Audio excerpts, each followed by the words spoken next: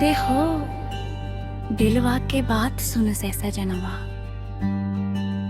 तोहरे बिना सुना लागे मनवा हो सजनवा।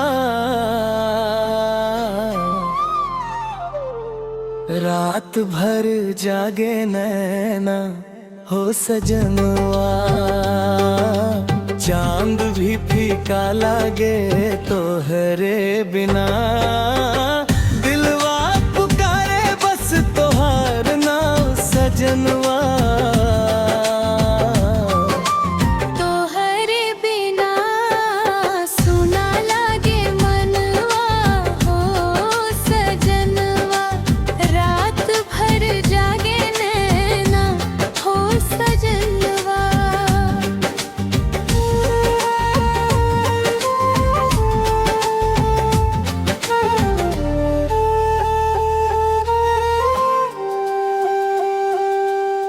जब से गइल से तू परदेसवा, रोवे लगल दिल के कोनवा।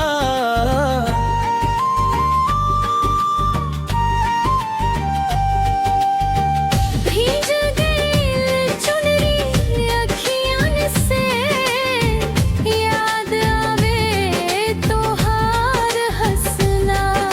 सावन आवे बदरिया छावे, तू ना आव सितम घबरावे। रोज करे दिल बस ई दुआ, जल्दी लौट आजा बलमुआ।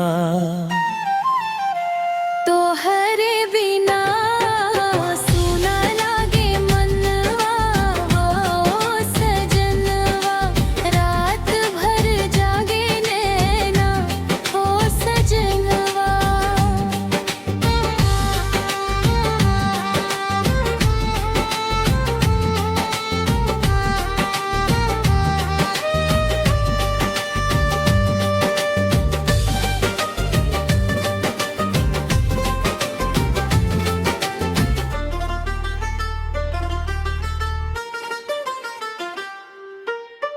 गाँव के गलियन सुनी लागे, तोहरे बिना कुछ ना भावे।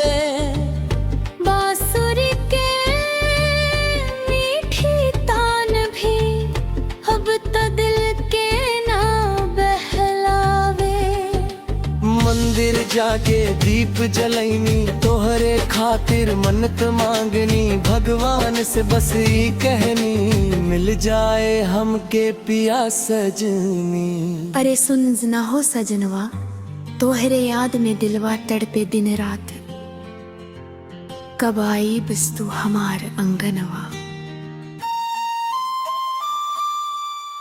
तोहरे फोटो सीने लगा के, रोई ले रतिया बीता के।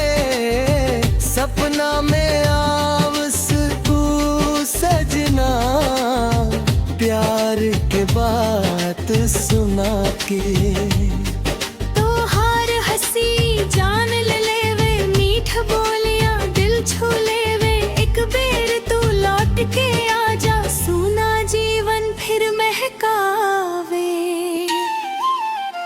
तोहरे बिना सुना लागे मनवा हो सजनवा, रात भर जागे नैना हो सजनवा।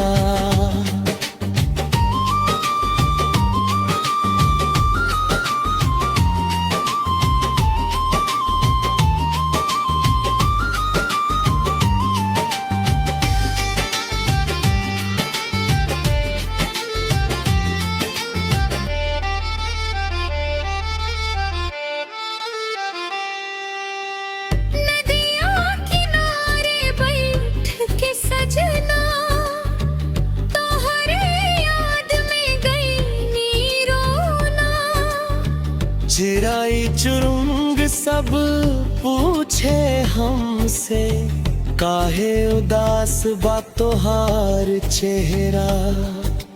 पायलिया भी अब अब ना बाजे सिंदूर बिना मन ना साजे, आजा पिया अब देर न कर, तोहरे बिना जिंदगी न कटे।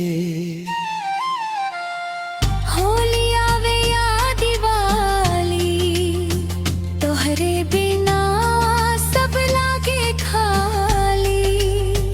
संग तोहरे हर खुशी प्यारी, तू ही बा दुनिया हमार सारी। रब से बसी अरदास बा, जन्म जन्म तो हर साथ बा, टूटे नाई प्यार के डोरी, तू ही हमरे सास बा। तोहरे बिना सोना लागे मनवा, ओ सजनवा।